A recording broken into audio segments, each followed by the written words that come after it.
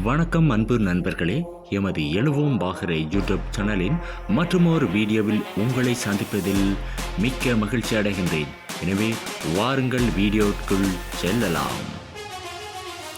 மட்டக்களப்பு மாவட்டம் வாகரை பிரதேசம் கட்டுமருவுக்கு செல்லும் வழியில் 4ஆம் கட்டை எனும் இடத்தில் காட்டுப்பகுதிக்குள் தன்னந்தனியாக நீண்ட காலங்களாக ஓர் குடும்பம் வசித்து வருவதாக நாம் அறிந்தோம்.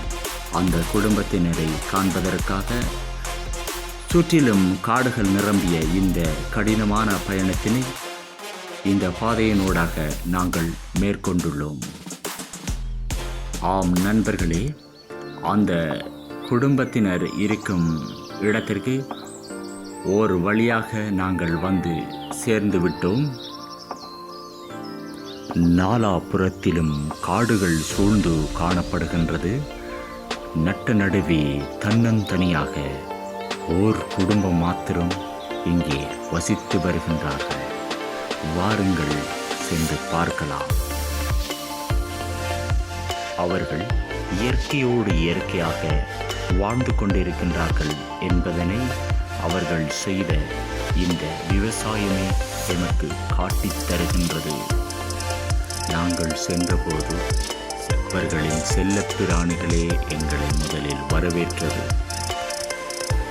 நாங்கள் அங்கு சென்றிருந்த போதுதான் காட்டிலிருந்து தேனை எடுத்து வந்து தனது கைகளாலே சுத்தமாக அந்த தேனை பிழிந்து கொண்டிருக்கின்றார் இந்த அம்மா. எங்களை பார்த்தவுடன் தனது முகத்தில் சிரிப்புடன் இன்முகத்தோடு எங்களை வரவேற்றார். அங்கே தாங்கள் எதிர்நோக்கும் பிரச்சனைகளை பற்றி நாங்கள் வினவிய போது அவர் இவ்வாறு கூறினார்.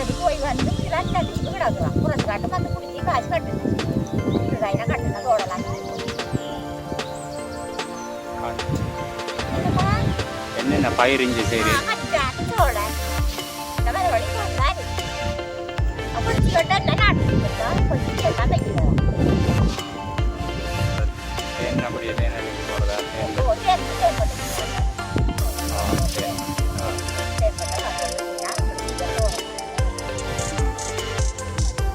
ஆனையில் என்ன மாதிரி யானை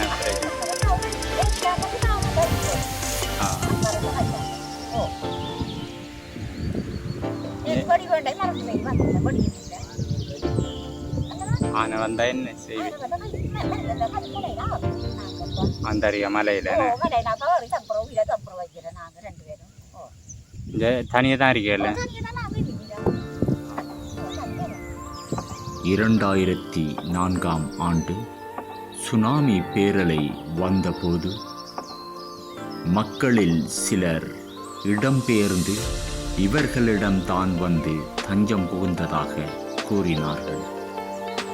இவர்களிடம் இருந்த மரவள்ளி கிழங்குகளை அவித்து கொடுத்துத்தான் அவர்களின் பசியை போக்கியதாக கூறினார்.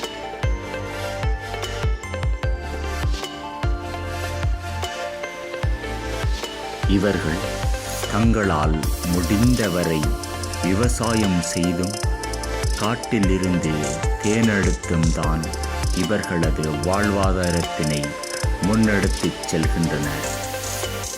இவர்கள் எத்தனையோ இன்னல்களின் மத்தியில்தான் இவர்கள் இங்கே வாழ்ந்து வருகின்றனர்.